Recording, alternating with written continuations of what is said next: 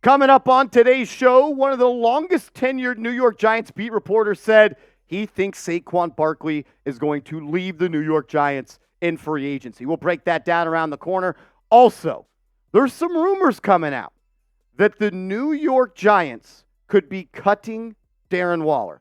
Very interesting rumors there. And then we're also going to give you guys some NFL Combine updates and rumors. The Chat Sports team is at the Combine. We've been getting you exclusive draft Combine content all week long, and we're going to give you some inside information that nobody else on YouTube has. But stay in the loop when it comes to Giants news and rumors, and hit that subscribe button. Help us reach 44,000 subscribers, a major accomplishment, and it would mean the world to me if we could get there. So subscribe and turn your notifications on.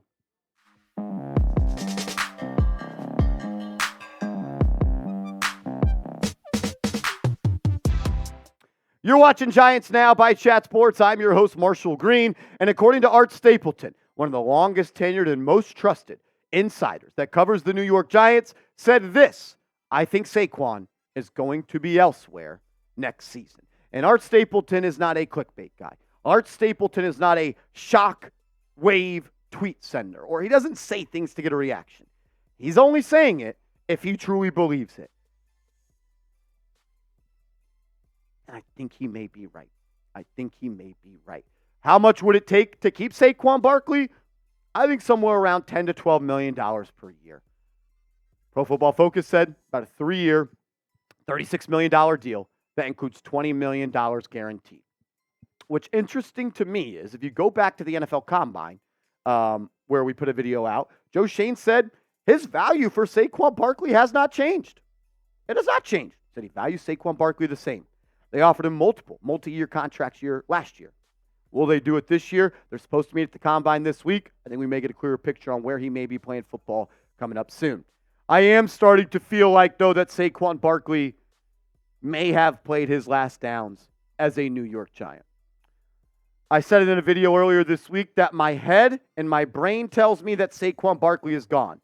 But my heart, the softy that I am, makes me still believe that Saquon Barkley is going to be a Giant, because he has said it time and time again that he wants to be a Giant.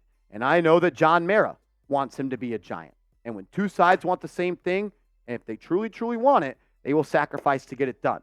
But it sounds like Saquon Barkley is already being recruited by other teams. According to Aaron Wilson, a Houston Texans beat reporter, Saquon Barkley has been in communication with Texans quarterback CJ Stroud about his interest in coming to Houston. There was also a rumor out there that Saquon Barkley's number one team he wants to go play for is the Houston Texans. I don't know if that was if he left the Giants or if that is with the Giants still in consideration. I also thought it was interesting that Joe Schoen said at his press conference at the NFL Combine that the franchise tag is not off the table for Saquon Barkley. I also thought it was interesting that Joe Schoen said that the rise in the salary cap number for the for the NFL, the salary cap going from a projected 242 to an expected 255 changes some things for the Giants. Think about it like this. The Giants were expected to have $20 million. Joe Schoen built his free agency plan with the idea that he was going to have $20 million in free agency to spend. Now he's up to almost 35. Could get up to 40 if he cuts Glowinski. Could get up to 70 if he restructures Dexter Lawrence and Andrew Thomas. I say all that to say this. If the Giants really want Saquon here, if they think that they are a better football team and Saquon Barkley is worth the money, they will get it done. One, because they now have the money to pay him. But two, they have the franchise tag. If they truly value Saquon and they truly want him to be here, he will be here. The Giants will do whatever it takes. On the other side, a reason they may not want him is because his production is starting to go down. Had a really good year in 2022, but he was hurt last year for 3 games, and his production was not all that good. 3.9 yards per carry, and I know a lot of that blame goes on the offensive line. But the question comes down to this. Would you rather pay Saquon Barkley $12 million or go sign an offensive guard for $12 million? That's a question Joe Schoen's going to have to answer, and I think he has to realize, I think everyone has to realize, you don't build a running game through a running back. You build a running game through an offensive line. With all that said, I think the Giants should re-sign him because he's a good football player. And the Giants, they don't have a lot of good football players, and they need to keep the good ones in the building. I would re-sign Saquon. What do you think, though? Is he staying in the Big Apple? Will he be a member of this football team next year? Type Y for yes, type N for no. Some more rumors. License plate guy. He went on the Talkin Giants podcast. Shout out to Talkin Giants, Justin Pennick, and the crew over there. Bobby, they do a great job. Check them out. Great on YouTube. They're like the biggest Giants podcast as well on all of those apps. They had License Plate Guy on their channel. If you don't know who License Plate Guy is, you should probably come out from under the rock that you're living in. He is the most well-known Giants fan there is. He's got inside sources. He is plugged in with the New York Giants. I don't think he's missed a home or a road game for 30 years at this point. And he said he does not believe that Darren Waller will be on the Giants team next season. License Plate Guy, you could check out his Twitter. There's a reason that a Giants fan has more than 66,000 followers. He's not really a content creator. He occasionally goes live on Instagram. He is plugged in. And he said on the Talkin Giants podcast that he thinks the Giants are going to cut Darren Waller. What would the ramifications be if they do cut Waller? Well, if they keep him on the team, he has a $14 million cap hit. That's how much he would cost the Giants on the cap. If you cut him, you save $6.7 million, and you still have $7.3 million of dead cap. So you essentially save 50% of his contract if you do cut him. So that's kind of the information on that. I do think it is also important, though, to know that the New York Giants restructured Darren Waller after the trade and prior to the season starting to save $7 million on his contract before the season started. So my question is this: if you thought that you were a bad season away and a couple of injuries away from Darren Waller being cut, why did you push his money into the future? That makes no sense. So then I have to go to this question. How bad is the hamstring injury? Like, how bad is it? Is it bad enough to where it's now a chronic issue and it's never going to go away? If that's the case, then yeah, you got to cut him.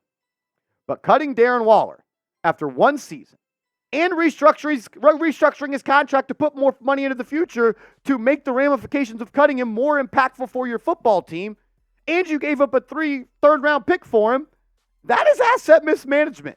That is the definition of that.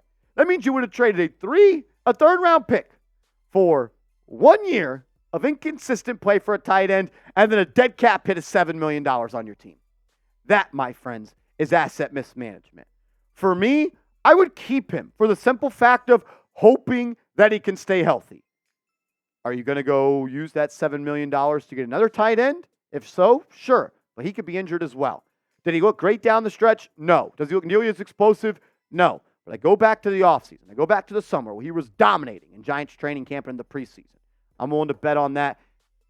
And I don't think $7 million is enough to cut him. But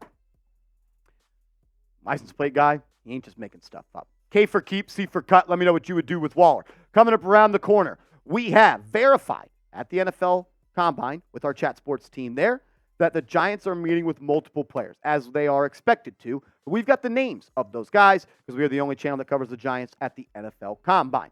This one was very interesting to me. Byron Murphy, probably the quickest riser up the NFL draft boards through the offseason, is a guy the Giants have met with. He's a defensive tackle for the University of Texas, and he is an athletic freak. This guy is a game wrecker. He's a first-round pick. Giants are meeting with him, doing their due diligence. I'm not saying the Giants necessarily need to spend another priority pick on a D lineman or a D tackle, because you do have Dexter Lawrence. Man, Dexter Lawrence, Byron Murphy, I wouldn't mind that at all in the middle of my defense. I believe his name is Adisa Isaac. I've heard multiple people say it multiple ways. I'm going to accept that I am saying it wrong. But Mr. Isaac, an edge rusher out of Penn State, is another name that has had a meeting with the New York Giants. He is from Brooklyn. He is a native New Yorker, and a lot of people that watch Big Ten football are big fans of him. Had 7.5 sacks last year off the edge for the Nittany Lions. He can get downhill. He can get after the passer, and we know the Giants need that. Also, Jalen Ford of the University of Texas, an off-ball linebacker from Frisco, Texas, has officially met with the New York Giants at the NFL Combine as well. He's more of your off-ball backer. He can play on the edge, but 101 tackles last year, 1 sack, 1 forced fumble. He could scrape from sideline to sideline and make plays. Another off-ball backer from Michigan that they are meeting with is Junior Colson, 6'3", 250 pounds. This guy is an athletic freak, and he has a size profile that can make him rise up draft boards. He is also a sideline-to-sideline tackling machine. His best season, though, in college football was his freshman season, and they got like 5% worse every single year.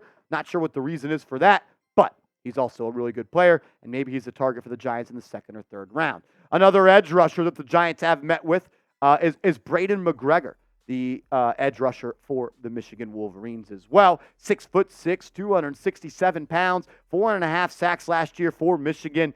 He is a good run stopper. Not the most elite guy at bending the edge and getting to the quarterback, but I love the energy he plays with. He plays 100 miles an hour. He can get off blocks and make plays in the run game. He's definitely a guy that's on the Giants' board, obviously, because they are meeting with him at the NFL Combine. The Giants are also expected to meet with all of the top quarterbacks at the NFL Combine. We know that they are meeting with Jaden Daniels for sure. I believe I saw Ian Rappaport said Caleb Williams. I'm sure they'll meet with Drake May, J.J. McCarthy, Bo Nix, as well as Michael Penix. They are going to meet with all those top QBs. So subscribe for exclusive NFL Combine content. We're going to be breaking it down all week long. We're at the Combine. So subscribe. You're not getting that content anybody else. And make sure to follow me over on Twitter and Instagram. Another way you can find this exclusive content on my social media at @MarshallGreen_ on Twitter and on Instagram. Let's go Giants. Hit that thumbs up icon. Let's go.